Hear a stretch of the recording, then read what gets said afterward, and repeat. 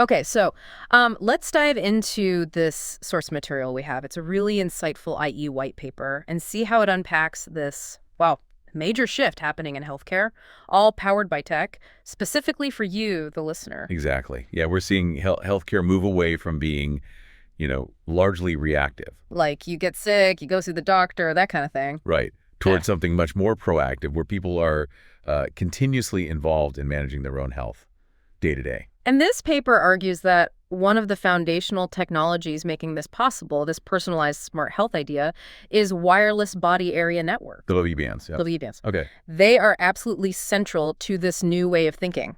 They let us do this intimate, continuous monitoring of physiological data right there, on or near the body. Gotcha.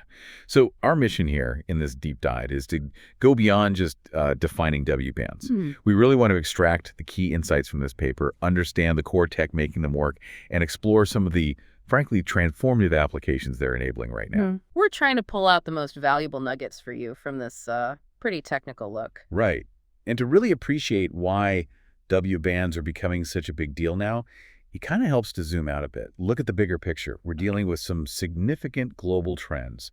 World population growth, rapid urbanization. More and more people living in cities. Exactly. Projections put billions more people in cities over the next few decades. And that density, that growth, well, it puts immense pressure on traditional infrastructure, right, including how we deliver healthcare. Absolutely.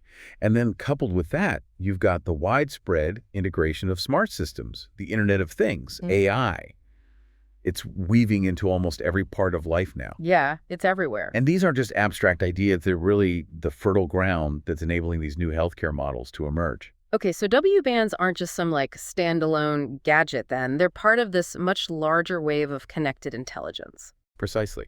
And the paper makes a really strong case. The WBANs are, well, uniquely positioned to gather the kind of high-resolution, multi-parametric physiological data that we need for this proactive, personalized health approach. The kind of data these smart systems demand. It's sort of the missing link, really, for understanding individual health in real time, outside the clinic walls. What's fascinating, though, is how long people have actually been trying to get this kind of data. The paper gives us a quick but really insightful look back. Oh, yeah. It traces the effort back surprisingly far. We're talking like the 18th century. Figures like Sir John Floyer creating the physician's pulse watch. A pulse watch in the 1700s. Yeah.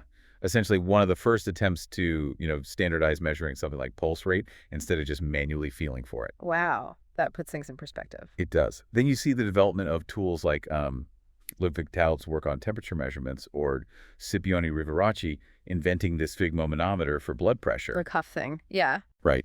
These were manual single-point measurements, but they were crucial steps, laying the groundwork. Establishing the fundamentals of checking vital signs. Exactly. And then a huge leap forward with Wilhelm Einthoven and the string galvanometer in the early 20th century. That gave us the ECG. Ah, the electrocardiogram. Right.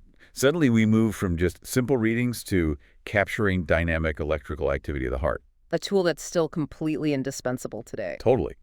And these inventions, over time, they paved the way for continuous monitoring, which really became practical inside hospitals starting around the 1950s. Right. Especially in ICUs, intensive care units. But that was monitoring tied to the bedside, right? Often hardwired. Hardwired, expensive, and really confined to that very controlled hospital environment. Right. So this whole history, it highlights this consistent drive to understand the body better through data. And the evolution shows a clear progression.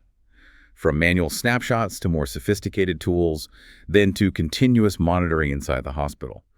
The natural next step, which is where WBANs come in, is enabling that sophisticated, continuous monitoring anywhere the person happens to be, outside the hospital. Okay, so if that's the history and the need now, how are WBANs actually built? What are the key technologies finally making this portable, continuous monitoring a reality?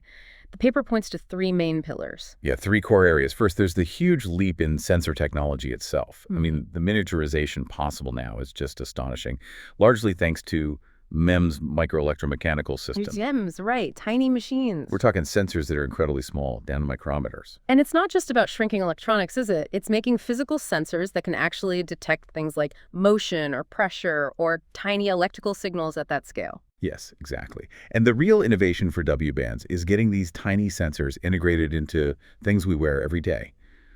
The paper highlights some fascinating work, like the SmartTex SRL Wealthy system. It's basically a T-shirt that has sensors like stretch sensors, pressure sensors, electrodes woven directly into the fabric. Wow, so your clothes become the sensor interface? Pretty much. Your clothing is the interface. It makes the wearable part truly seamless. Okay, that's amazing. What's the second pillar enabling this? Telecommunications. So you've got these sensors scattered on the body.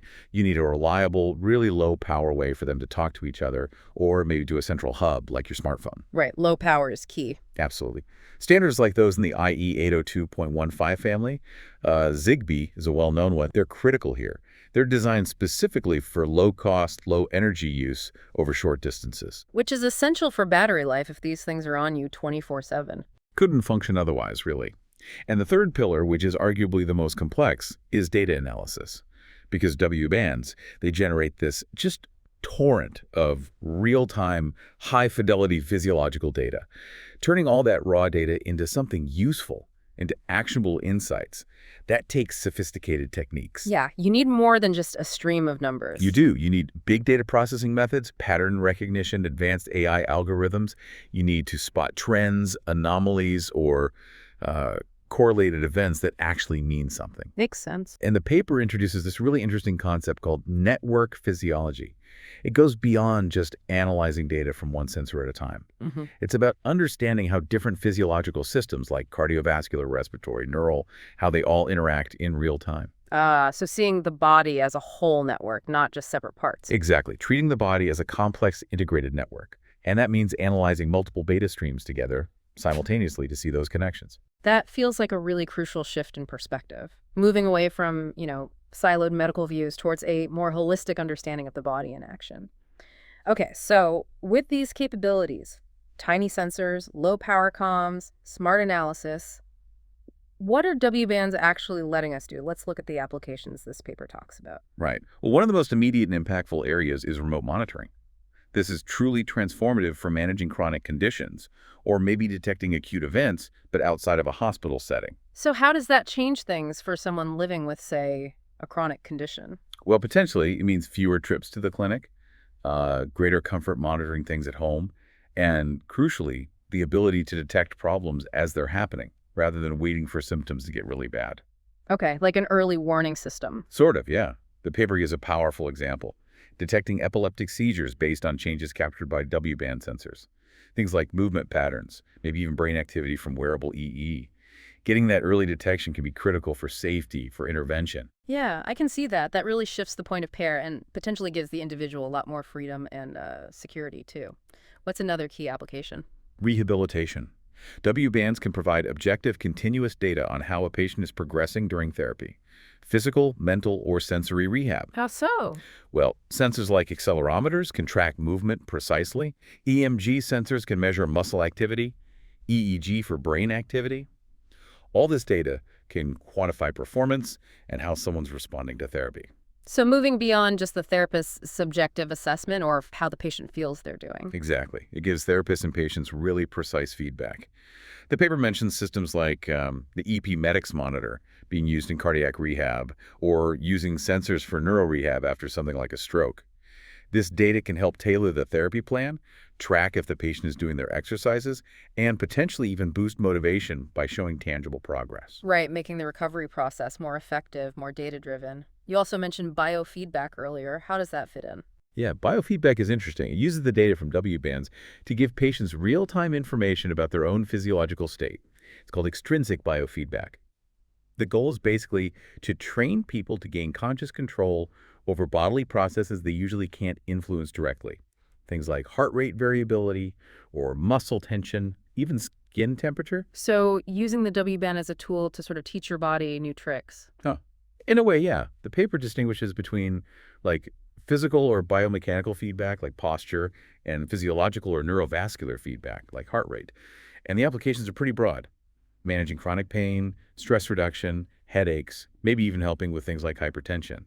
The W-band collects the data, processes it, and then feeds it back in a way the patient can understand and react to, maybe visually, or with sounds, or even vibrations. That really empowers the individual, doesn't it, to take an active role in managing these often complex internal states.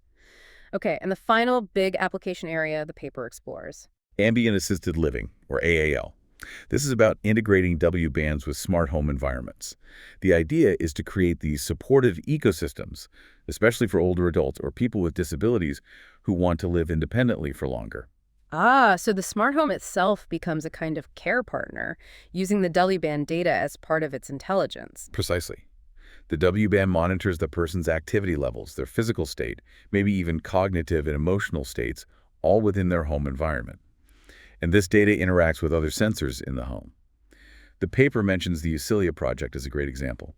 They built this sensorial apartment and gym specifically equipped to monitor residents' health and daily routines non-invasively. It sounds like it could create a safety net without being, overly intrusive, really promoting autonomy. That's absolutely the goal.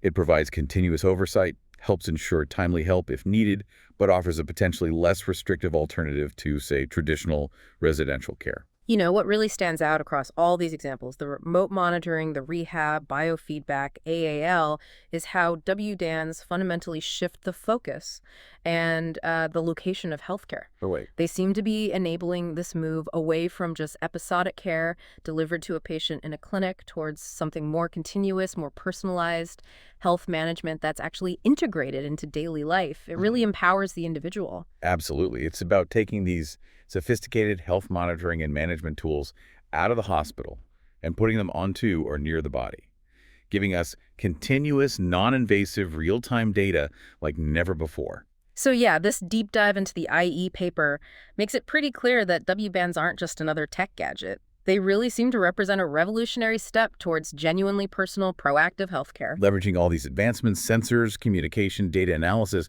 to give us unprecedented insights into our own health state continuously. It really makes you wonder about the bigger picture, doesn't it? I mean, given the potential for this kind of constant personalized health data collection, what might that mean for the future relationship between us as individuals and our healthcare providers? And how could having all this granular real-time data reshape not just individual preventative care, but maybe even bigger things like public health initiatives down the line? That's a great question. Definitely something to ponder.